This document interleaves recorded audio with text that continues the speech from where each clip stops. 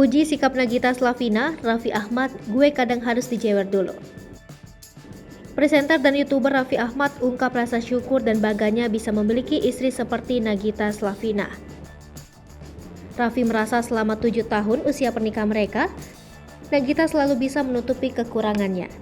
Hal ini juga yang membuatnya merasa bangga memiliki istri Nagita Slavina.